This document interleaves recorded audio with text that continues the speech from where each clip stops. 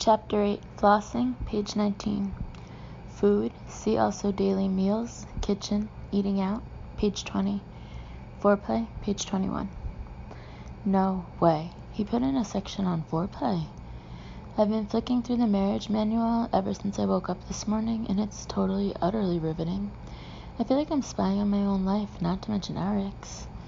I know everything, from where he buys his cufflinks to what he thinks of the government to the fact that he checks his scrotum for lumps every month, which is a bit more than I bargained for. Did he have to mention his scrotum? It's breakfast time and we're both sitting in the kitchen. Eric's reading the Financial Times and I was consulting the index to see what I normally eat. But foreplay looks a whole lot more interesting than food. Surreptitiously, I turned to page 21. Oh my gosh, he has seriously written 3 paragraphs on foreplay under general routine. Quote, sweeping, regular motion, ... normally clockwise direction, ... gentle stimulation of the inner thighs, ... end quote. I splutter on my coffee and Eric looks up. All right, darling, he smiles. Is the manual helpful? Are you finding everything you need? Yes, I hastily flick to another section, feeling like a kid looking at rude words in the dictionary. I was just finding out what I usually have for breakfast. Gianna's left some scrambled egg and bacon in the oven, says Eric, and you usually have some green juice. He gestures at a jug of what looks like sludgy marsh water on the counter. It's a vitamin drink and natural appetite suppressant. I suppress a shudder. I think I'll give that a miss today. I take some egg and bacon from the oven and try to quell my longing for 3 slices of granary toast to go with it. Your new car should be delivered later on. Eric takes a sip of coffee. The replacement for the one that was damaged. Although I'm guessing you won't want to drive in a hurry. I hadn't really thought about it, I say helplessly. Well, we'll see. You can't yet anyway until you've retaken your driving test. He wipes his mouth with a linen napkin and gets up. There was another thing, Lexi. If you don't mind, I'd like to schedule a small dinner party for next week, just a few old friends. A dinner party? I echo, apprehensive. I've never really been the dinner party throwing type, unless you count pasta on the sofa in front of Will and Grace as a dinner party. There's nothing to worry about. He puts his hands gently on my shoulders. Gianna will do the catering. All you have to do is look wonderful. But if you're not up to it, we can forget the idea. Of course I'm up to it, I say quickly. I'm tired of everyone treating me like I'm an invalid. I feel great. Well, that brings me to another subject, work. Eric shrugs on his jacket. Obviously, you're not up to returning full-time just yet, but Simon was wondering if you'd like to go into the office for a visit. Simon Johnson, he clarifies. Do you remember him? Simon Johnson, the managing director? Uh-huh, Eric nods. He called here last night. We had a good chat. Nice guy. I didn't think he'd even heard of me, I say in disbelief. Lexi, you're an important member of the senior management team, Eric says patiently. Of course he's heard of you. Oh, right, of course. I chew my bacon, trying to look nonchalant, but inside I want to cheer. This new life of mine gets better and better. I'm an important member of the senior management team. Simon Johnson knows who I am.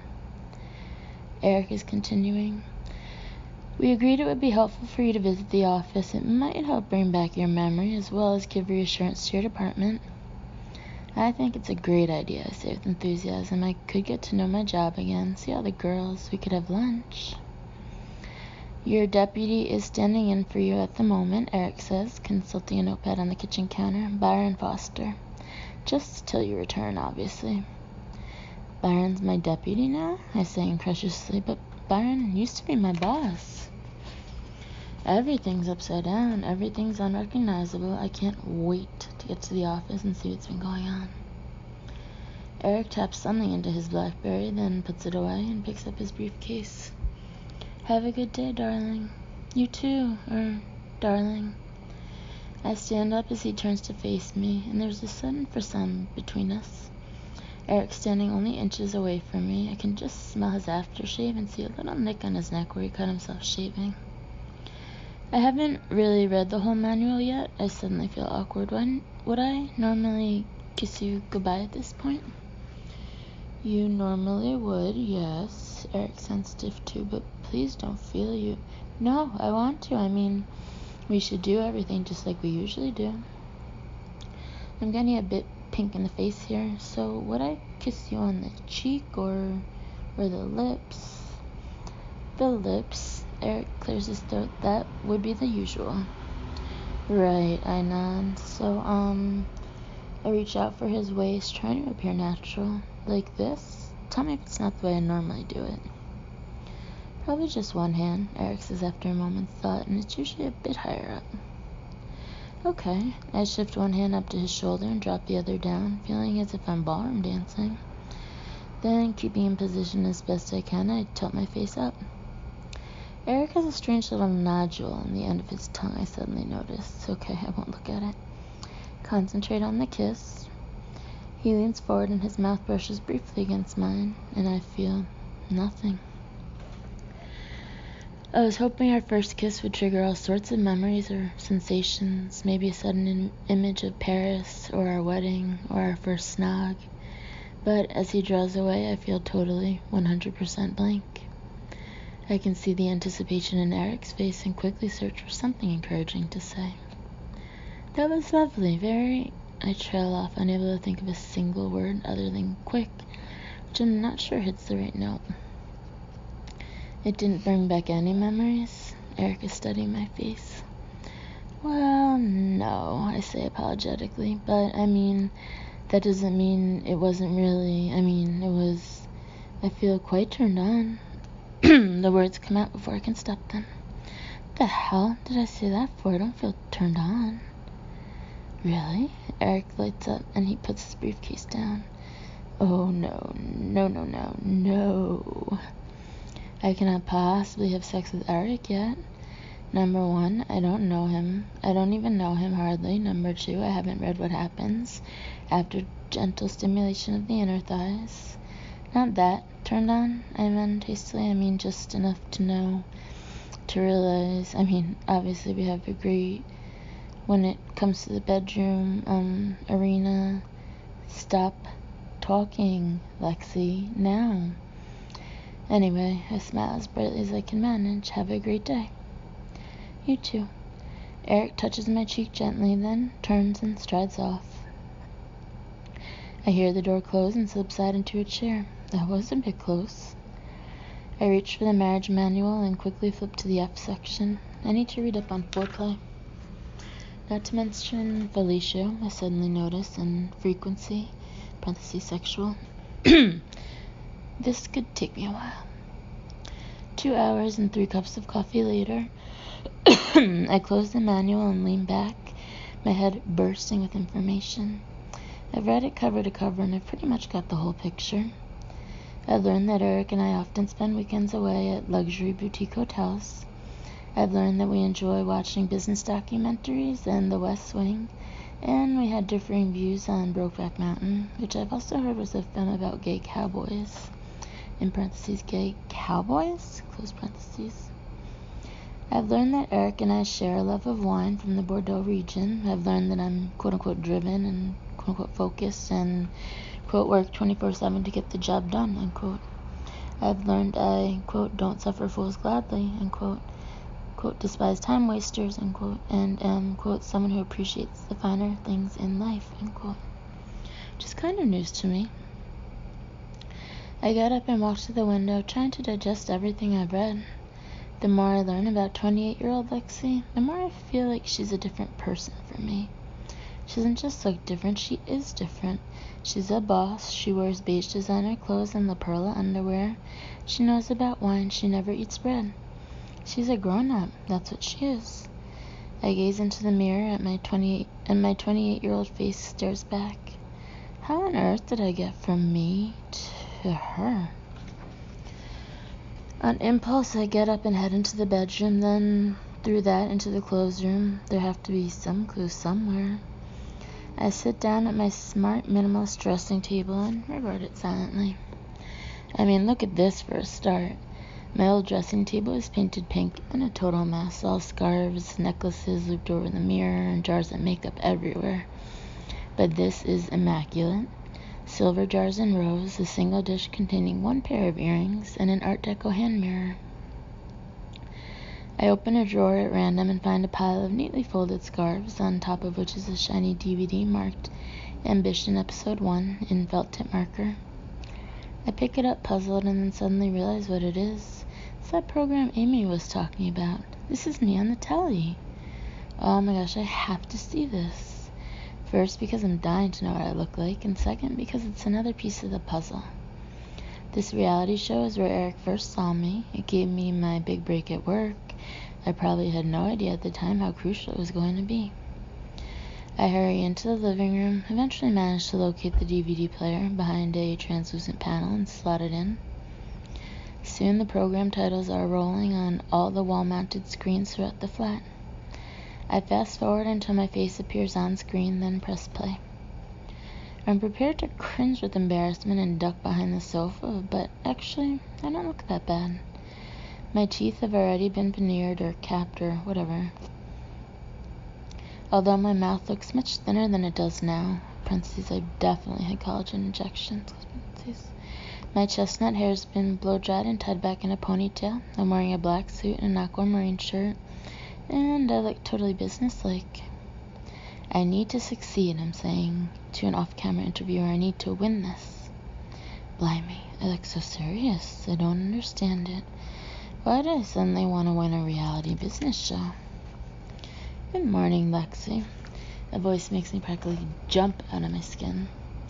I jab at stop on the remote and turn around to see a woman in her 50s. She has dark, gray-streaked hair tied back. She's wearing a flowery overall, and she's holding a plastic bucket full of cleaning things.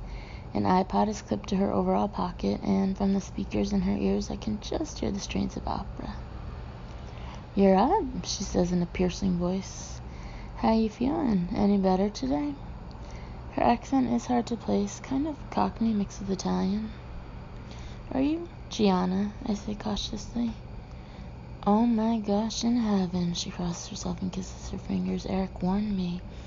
You're not right in the head, poor girl." "I'm fine, really," I say hurriedly. "I've just lost a bit of memory, so I'm having to learn everything about my life again." "Well, I am Gianna," she hits her chest. "Great. Thanks." I stand aside as Gianna moves past me and starts flicking over the glass surface of the coffee table with a feather duster, humming along to the iPod. "Watching your TV show, are you?" she says, glancing past me at the huge screen. "Oh, I was, just to remind myself." I hastily turn it off. Meanwhile, Gianna has started polishing a display of picture frames. I twist my fingers awkwardly. How can I just stand here watching another woman clean my house? Should I offer to help? "What would you like me to cook for dinner tonight?" she says, starting to pump up the cushions on the sofa. "Oh," I say, looking up in horror. "Nothing, really. I know Eric and I are rich and everything, but I can't ask someone else to cook my supper. It's obscene."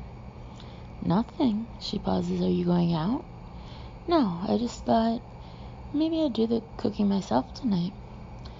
"Oh, I see," she says. "Well, it's up to you." Her face set, she picks up a cushion and bangs it out with more vigor. "I hope you enjoyed the soup last night," she adds, without looking at me. "It was delicious," I say hastily. "Thanks. Lovely flavors."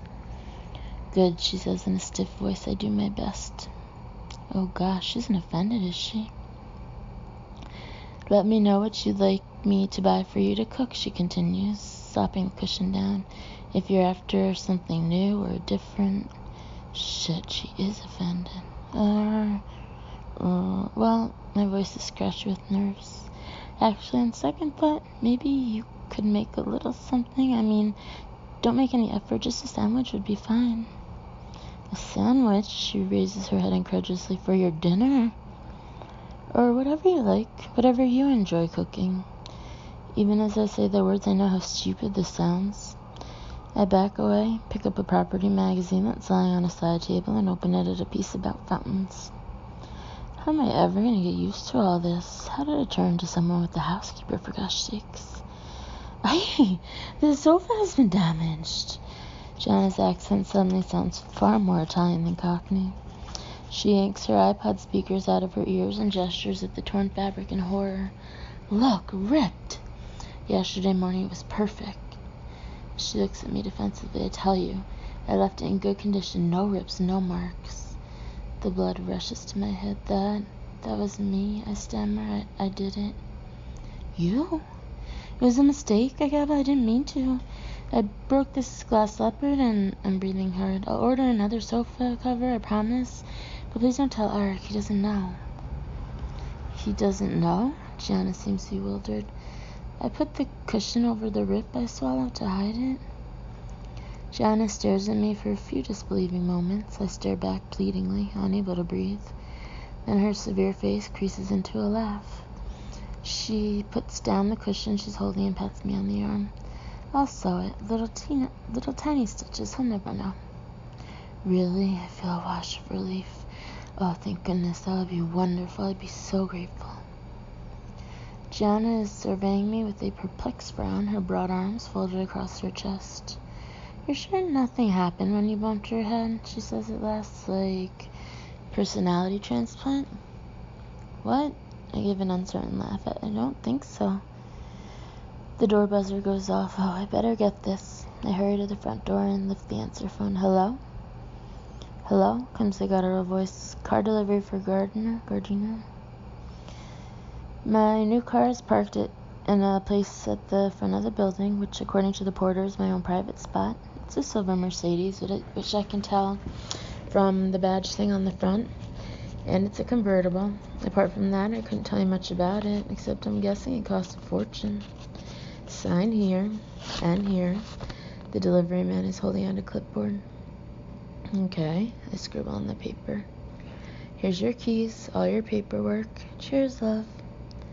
The guy retrieves his pen from my hand and heads out the gates, leaving me alone with the car, a bundle of papers, and a set of shiny car keys. I dangle them in my fingers, feeling a frisson of excitement. I've never been a car person, but then I've never been this close to a glossy brand new Mercedes before. A brand new Mercedes which is all mine. Maybe I'll just check it over inside. With an instinctive gesture, I hold out the key fob and press the little button, then jump as the car bleeps and all the lights flash on. Well, I've obviously done that before. I open the door, slide into the driver's seat, and inhale deeply. Wow, now this is a car. This knocks Loser Dave's crap urinal out of the park. It has the most wonderful, intoxicating scent of new leather. The seats are wide and comfortable. The dashboard is gleaming wood veneer. Cautiously, I place my hands on the steering wheel.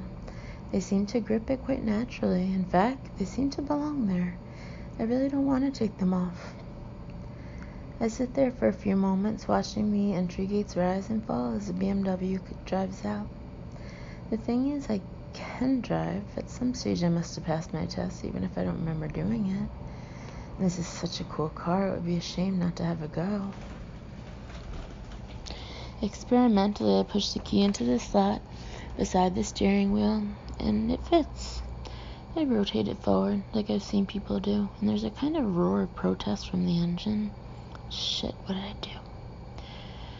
I turn it forward again, more cautiously, and this time there's no roar, but a few lights pop on around the dashboard.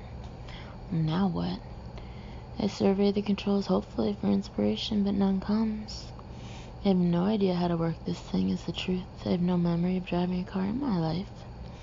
But the point is, I have done it. It's like walking in heels. It's a skill locked away inside me. What I need is to let my body take over. If I can just distract myself enough, then maybe I'll find myself driving automatically. I place my hands firmly on the steering wheel. Here we go. Just think about other things. La la la. Don't think about driving. Just let your body do what comes naturally. Maybe I should sing a song that worked before. Land of hope and glory, I begin tunelessly. Mother of the free. Oh my gosh, it's working. My hands and feet are moving in sync. I don't dare look at them. I don't dare register what they're doing. All I know is I've switched on the engine and pushed down on one of the pedals, and there's a kind of rumbling, and I did it. I switched on the car. I can hear the engine throbbing as if it wants to get going. Okay, keep calm. I take a deep breath, but deep inside I'm already a bit panicky. I'm sitting at the controls of a Mercedes and the engine's running, and I'm not even sure how that happened. Right. Collect yourself, Lexi. Handbrake, I know what that is, and the gear stick. Cautiously I release both, and at once the car moves forward. Hastily I press my foot down on one of the pedals to stop it, and the car bucks with an ominous grinding noise. Shit, that didn't sound good. I release my foot, and the car creeps forward again. I'm not sure I wanted doing that. Trying to stay calm, I press my foot down again hard, but this time it doesn't even stop. It just keeps going inexorably forward. I thrust again, and it revs up like a racing car. Shit, I say, almost gibbering in fear. Okay, just stop. Stay! I'm pulling back on the wheel, but it's making no difference. I don't know how to control this thing. We're slowly heading toward an expensive-looking sports car parked opposite, and I don't know how to stop.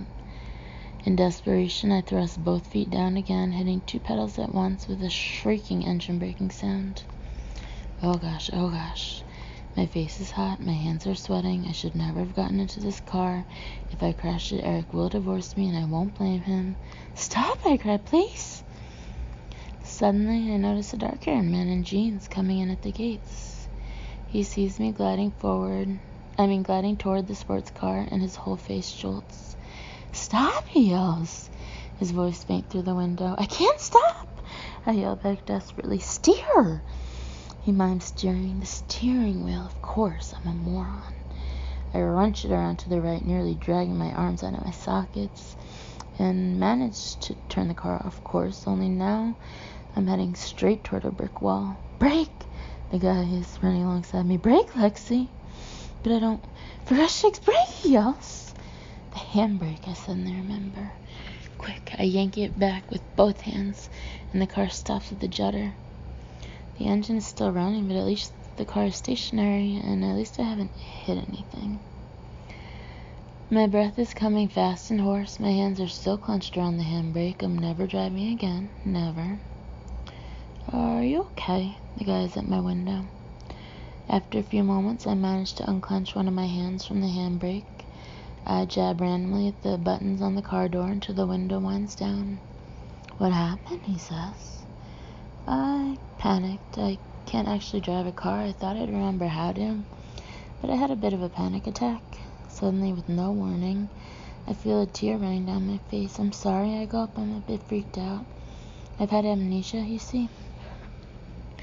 I look up to see the guy just staring at me as if I'm talking a foreign language. He's got a pretty striking face now that I come to notice it.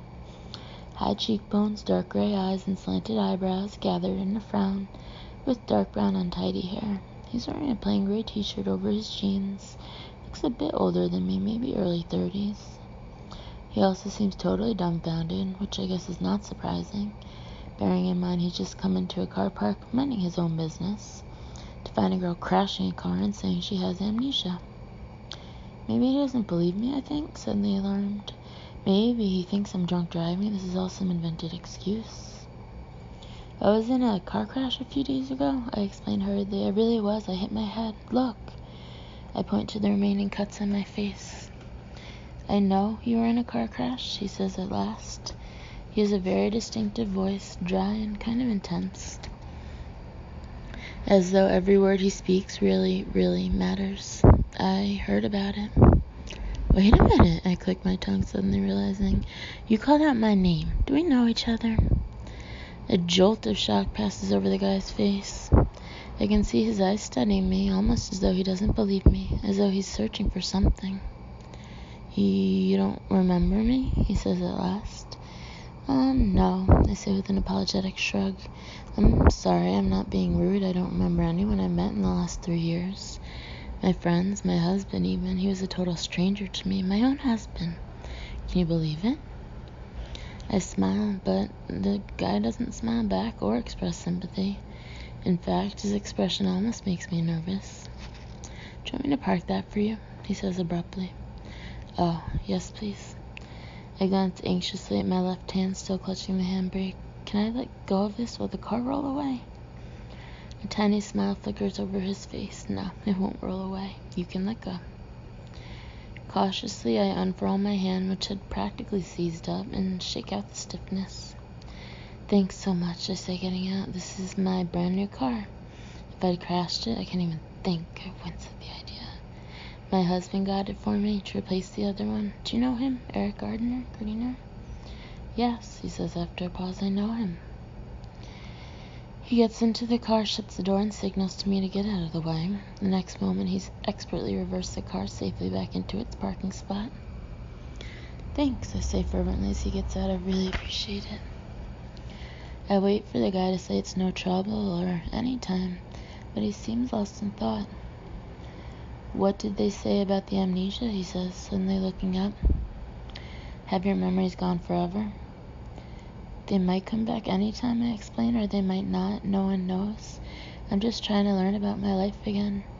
Eric's being really helpful and teaching me all about our marriage and everything. He's the most perfect husband. I smile again, attempting to lighten the atmosphere. So, where have you fit into the picture? There's no response at all from the dark-haired guy. He's shoved his hands in his pockets and is staring up at the sky. I really don't know what his problem is. At last, he lowers his head and surveys me again, his face all screwed up as though he's in pain. Maybe he is. Maybe it's a headache or something. I have to go, he says. Oh, right, well, thanks again, I say politely, and very nice to meet you. I mean, I know we've met before in my previous life, but you know what I mean. I hold out a hand to shake his, but he just looks at it as though it makes no sense to him at all. Bye, Lexi. He turns on his heel. Bye. I call after him, then trail off. What a weird guy. He never even told me his name.